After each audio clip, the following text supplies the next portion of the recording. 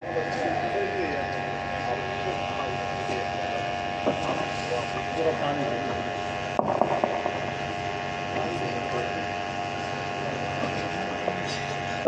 لله نحمده ونستعينه ونستغفره ونؤمن به ونتوكل عليه ونعوذ بالله من شرور أنفسنا ومن سيئات أعمالنا من يهده الله فلا مضل له ومن يضلله فلا هادي له وأشهد أن لا إله إلا الله وحده لا شريك له وأشهد أن سيدنا ونبينا ومولانا محمدا عبده ورسوله صلى الله تعالى عليه وعلى آله وأصحابه وبارك وسلم تسليما كثيرا كثيرا.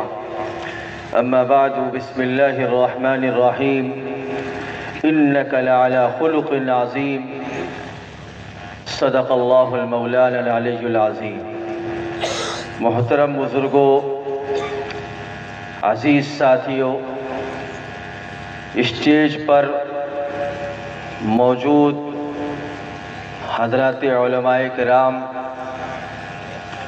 اللہ رب العزت والجلال کا شکر ہے، احسان ہے، کرم ہے کہ باری تعالیٰ نے ہم سب کو دین کی نسبت پر دینی مجلس کے اندر تھوڑی دیر بیٹھ کر اپنے دین کی بات کو سننے کی اور ہمارے آقا سیدنا حضرت محمد صلی اللہ علیہ وسلم کی تعلیمات کو سن کر ہم سب کو عمل کرنے کی اللہ پاک نے اس وقت ہم سب کو توفیق عطا کی ہے. میں نے قرآن حکیم کی ایک مختصر سی آیت پاک پڑھی ہے. انشاءاللہ 5 سے 7 منٹ کے اندر اپنی بات کی تکمیل کروں گا. آپ ایک نام سنتے ہیں فضائل اعمال کا. ہر مسجد کے اندر، دنیا کے ہر خطے کے اندر، یا یوں کہیے دنیا میں جس کونے یا جس گوشے کے اندر مسلم آباد ہوتے ہیں، مسلمان آباد ہوتے ہیں، وہاں پر کسی نہ کسی درجے میں فضائل اعمال نامی کتاب معروف اور مشہور ہوتی ہے. ہر آدمی اس کتاب کے نام سے واقف ہے. اس کتاب کے جو رائٹر تھے، لکھنے والے تھے، حضرت شیخ الحدیث حضرت مولانا زکریا صاحب کاندھلوی مہاجر مدنی نور اللہ مرقدہ کے ذات عالیہ ہوا کرتی تھی.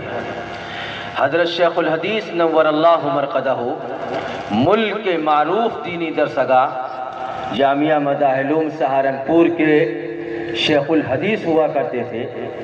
اور یہ اللہ رب العزت والجلال کا بے پناہ احسان ہے، شکر ہے، کرم ہے کہ امام المحدثین حضرت امام بخاری نور اللہ مرقدہ کے وصال کے بعد تاریخ کے اندر کسی شخصیت کو، میری معلومات کے مطابق، اگر حضرت شیخ الحدیث کا لقب کسی شخصیت کو دیا گیا ہے تو میری معلومات کے مطابق ایشیا کی عظیم دینی درسگاہ جامعہ مداحلوم سہارنپور کے شیخ الحدیث حضرت مولانا زکریا صاحب کاندھلوی نور اللہ مرقدہ کی ذات عالیہ ہوا کرتے تھے.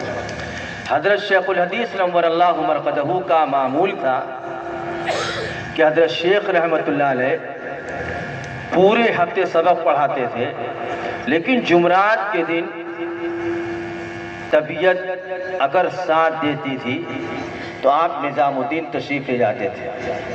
ایک مرتبہ کا واقعہ ہے کہ معمول کے مطابق مداحلوم کے اندر گھنٹہ پڑھا کر عصر کی نماز پڑھ کر اسٹیشن پر پہنچے. ٹرین تھوڑی تاخیر سے اسٹیشن پر آئی. حضرت شیخ رحمۃ اللہ علیہ کی عمر بالکل اخیر عمر میں تھے. ساتھ میں مریدین کا ایک جمع غفیر ہوا کرتا تھا جو ہر وقت حضرت شیخ کے اوپر ایک سائبان کی طرح رہا کرتا تھا. حضرت شیخ نور اللہ مرقدہ ٹرین کے آنے پر اپنے سیٹ پر تشریف رکھے. جو مریدین، متعلقین، منتسبین، مسترشدین تھے وہ لوگ حضرت شیخ رحمۃ اللہ علیہ کی گرد و نواح میں کھڑے ہو کے بیٹھ گئے۔ تھوڑے ہی لمحے کے بعد اس ملک کی چونکہ جو تاریخ ہے کہ اس ملک کے اندر لا الہ الا اللہ کے پڑھنے والے لوگ بھی ہوتے ہیں اور وہ افراد بھی ہوتے ہیں جو لا الہ الا اللہ کے منکر ہوتے ہیں۔ اتفاق سے حضرت شیخ نور اللہ مرقدہ کے بوگی گوش کے اندر بالکل ان کے سیٹ کے پاس ایک بڑے میاں آ گئے۔ بڑے میاں جب حضرت شیخ کے سامنے آئے تو حضرت شیخ نور اللہ مرقدہ نے بالکل بھی یہ نہیں دیکھا کہ یہ آدمی ہمارے آقا حضرت محمد صلی اللہ علیہ وسلم کی تعلیمات، پیغمبر کے ارشادات پر عامل ہے، عمل کرتا ہے یا نہیں کرتا، اس سے کوئی بحث نہیں۔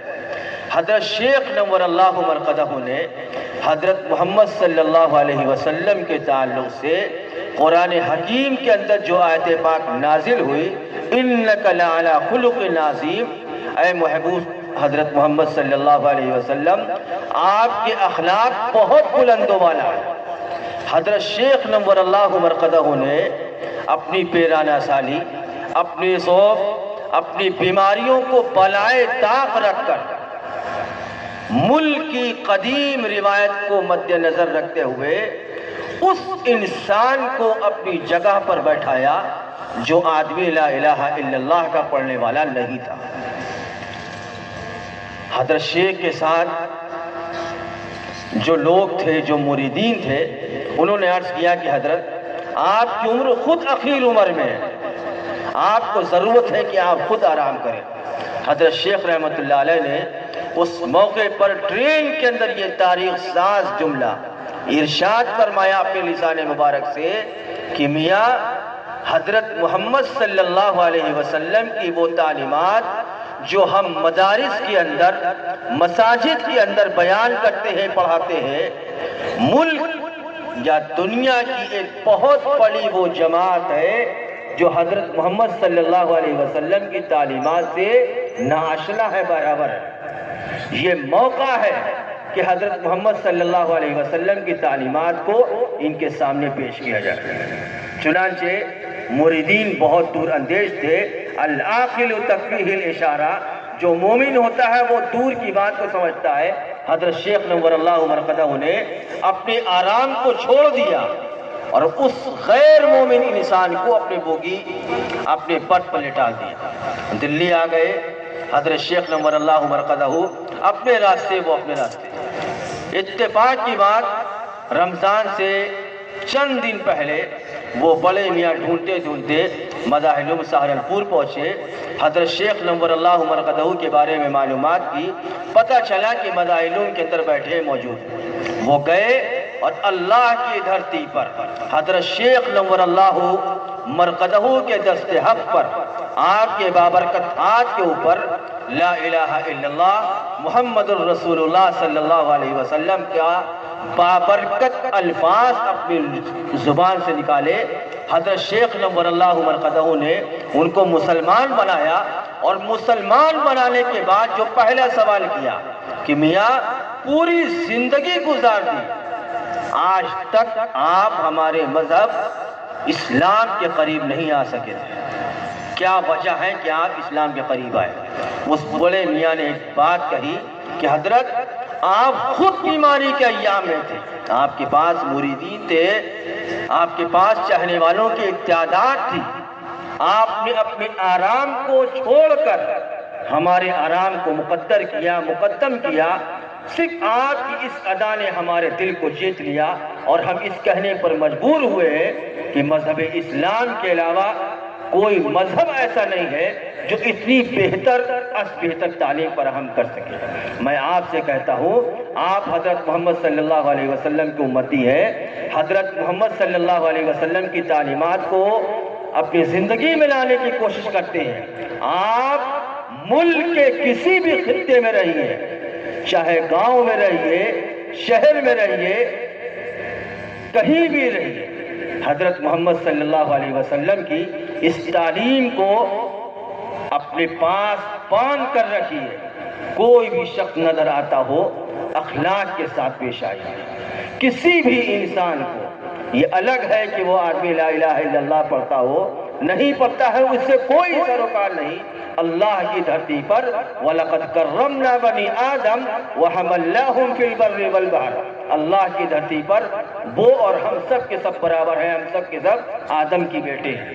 اس بنیاد پر اللہ کی دھرتی پر رہتے ہوئے حضرت محمد صلی اللہ علیہ وسلم کی اس سنت پر عمل کرنے کی کوشش کیجئے کہ جب تک زندگی رہے گی ہم دھرتی پر رہتے ہوئے ہر انسان کے ساتھ اس انداز سے پیش آئیں گے کہ سامنے والا یہ کہنے پر مجبور ہو کہ مذہب اسلام سب سے بہتر مذہب ہے۔ اللہ رب العزت والجلال ہم سب کے اس اجتماع کو قبول فرمائے، اس ادارے کو قبول فرمائے۔ اس موقر اسٹیج سے ملک کے معروف کبار علماء نے آپ کے سامنے جو باتیں ارشاد فرمائی ہے، باری تعالی ہم سب کو ان تمام باتوں پر عمل کی توفیق عطا فرمائے۔ خصوصاً اس ادارے کو، جس ادارے کے تحت یہ اجلاس منعقد ہو رہا ہے، اللہ رب العزت والجلال اس ادارے کو ہر طرح کی ظاہری باطنی ترقیات سے مالا مال فرمائے۔ اس علاقے کے لیے اس ادارے کو مرکزیت کا درجہ عطا فرمائے۔ اللہ رب العزت والجلال ہم سب کی دعا کو قبول فرمائے۔ آمین یا رب العالمین۔ سبحان ربک رب العزت عما یصفون وسلام علی المرسلین برحمتک یا ارحم الراحمین۔